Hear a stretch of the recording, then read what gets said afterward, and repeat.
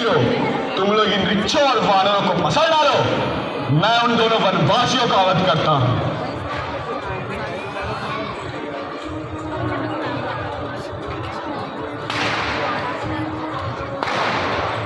विभीषण रावण को रथ पर सवार होकर आता देख श्री राम के पास गए और कहा कि हे नाथ, आपके पास ना तो रथ है और ना ही तन की रक्षा करने वाला कवच है, फिर आप किस प्रकार उस बलवान वीर रावण को जीत पाएंगे?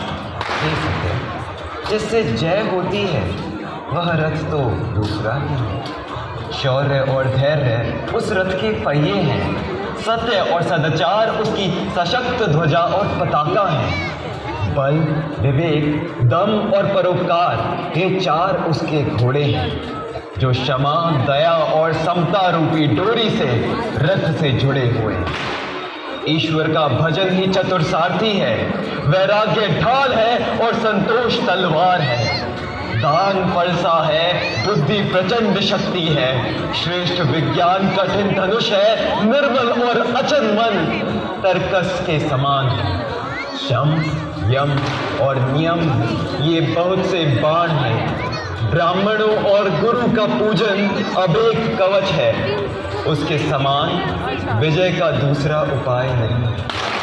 हे विभीषण, जिसके पास ऐसा दृढ़ रथ हो वह वीर संसार रूपी महान दुर्जय शत्रु को भी जीत सकता है। तुम वृक्ष और वानर मेरा समय क्यों व्यर्थ कर रहे हो? कहाँ है राम और लक्ष्मण? मुझे आता देखकर कहीं छुप गए क्या? अरे कायर, दुष्ट, पापी वानर, भालुओं को क्या मार रहा है? मुझे देख, मैं तेरा काल हूं। अरे मेरे पुत्र के घातक, मैं तुझे कहीं ढूंढ रहा हूं। आज तुझे मारकर अपनी छाती ठंडी करूंगा। लक्ष्मण ने तीर चलाए जिससे रावण मूर्छित हो गया। मूर्छा टूटने के बाद रावण ने लक्ष्मण को शक्ति बाण मारा जिससे लक्ष्मण मूर्छित हो गए। रावण ने फिर लक्ष्मण को उठाने का प्रयास किया लेकिन वो टस से मस नहीं हुए। लक्ष्मण को मूर्छित देखकर हनुमान दौड़े हुए आए। हनुमान को सामने देख रावण ने उसे जोर का घूंसा मारा जिससे हनुमान पृथ्वी पर घुटने के बल बैठ गए। उसके बाद हनुमान जी ने उठकर रावण को घूंसा मारा जिससे रावण मूर्छित हो गया, परंतु थोड़ी ही देर में वो उठ खड़ा हुआ। हनुमान, तुम अवश्य ही बहुत बलशाली हो, परंतु तुम्हारा यह बल दोनों राम और लक्ष्मण के प्राणों की रक्षा नहीं कर पाएगा। मेरे पौरुष को धिक्कार है और मुझे भी धिक्कार है जो हे देवद्रोही, तू अब भी जीता रह गया।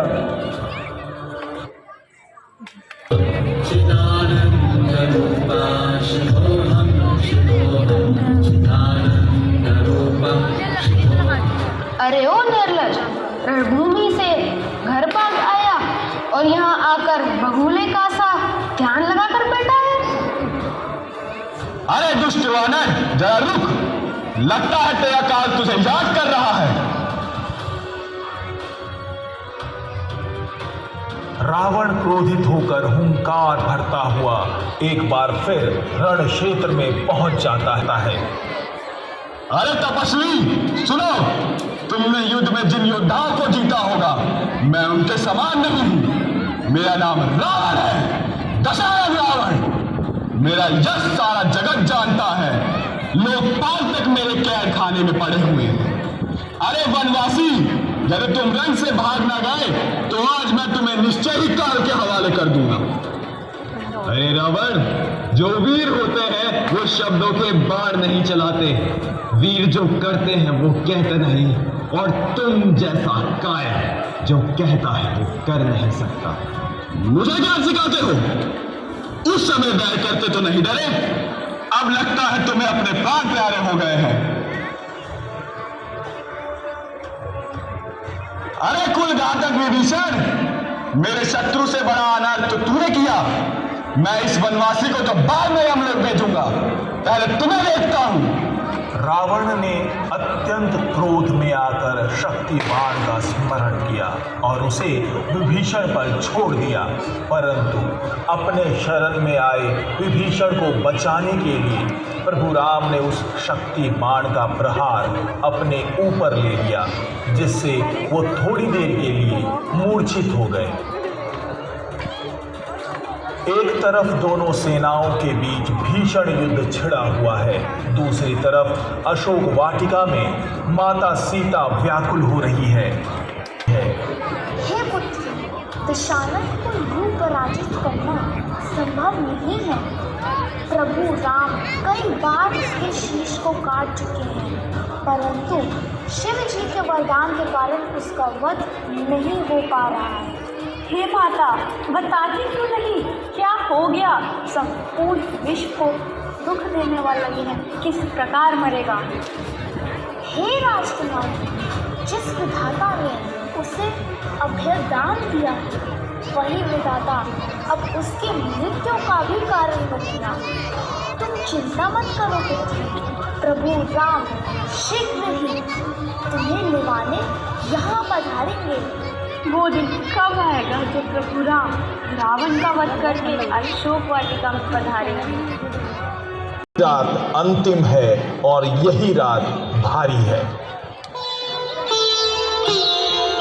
यही रात अंतिम, यही रात भारी, बस एक रात की अब कहानी है सारी। यही रात अंतिम, यही रात भारी।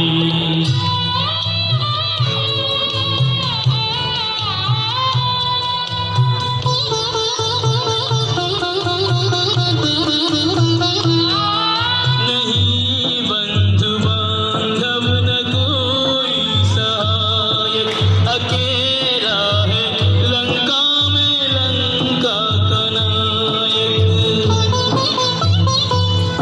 सभी रत्न बहुमूल्य रण में गंवाए, लगे घाव ऐसे के भर भी न पाए। रात भारी। तुम तो यही चाहते हो ना कि मैं शीश झुकाकर राम से क्षमा मांग लूं। क्या तुम्हें भी यह लगता है ये मेरा हट केवल सीता के लिए है? मैं लंकापति रावण हूं। मैंने स्वयं काम को वश में किया हुआ है। मैं चाहूं तो अपने दरबार में रोज अप्सराओं का नृत्य करवाऊं। तो क्या केवल सीता को पाना मेरा उद्देश्य है? नहीं, कदापि नहीं। मैं तो उस सत्ता को ललकार रहा हूं जिसे लगता है कि पूरा ब्रह्मांड उसके अधीन है, और ये साहस भी तुमने ही दिया है। अगर तुमने मुझे वो क्षमता और शक्ति दी है जिस पर अभिमान किया जा सकता है, तो क्या मेरा अभिमानी होना गलत है? तुम ही कहते हो कि सारे सांसारिक बंधन मिथ्या हैं, तो फिर मुझे अपने भाई, बेटे और कुल की चिंता क्यों होनी चाहिए? ये मुझे भी पता है कि शांति के लिए नारायण है, तो हो सकता है कि युद्ध भूमि में वो मुझे पराजित कर दे, परंतु आखिर में मैं ही जीतूंगा, क्योंकि इस युद्ध में राम के मान और मेरे अभिमान का बराबर हिस्सा है। जब जब राम की स्तुति होगी तो मेरा भी नाम लिया जाएगा। मैं युगों युगों तक अमर हो जाऊंगा। यूं तो इतिहास बड़े बड़े शूरवीरों के नाम से पटा हुआ है, परंतु राम से युद्ध करके जीत और हार दोनों ही दशा में मुझे भुला पाना संभव होगा। जब जब राम का जिक्र होगा तब तब इस रावण को भी याद किया जाएगा। मुझे तो अब ये भी अभिमान है कि अगर राम ही नारायण है तो उसे भी मुझसे युद्ध करने के लिए दर दर की ठोकरें खानी पड़ी। जो वैकुंठ में मेरा गौरव को मिटा ना सका, वो पृथ्वी में मेरे गौरव को कैसे मिटा सकेगा? राम अगर नर है तो आज मेरे हाथों मारा जाएगा, और अगर भगवान है तो रावण का वध करने में उसकी जितनी ख्याति होगी उतनी ही ख्याति युग युगान तक रावण की भी होगी। तीनों लोग और तीनों कालों में हम दोनों को नाम सर्वदा एक साथ ही लिया जाएगा। वीर पुरुष फिर उसे पीछे हटाने की बात भी नहीं सोचते, चाहे सामने मृत्यु ही क्यों ना खड़ी हो। वीर उसे कहते हैं जो मृत्यु से भी ना डरे।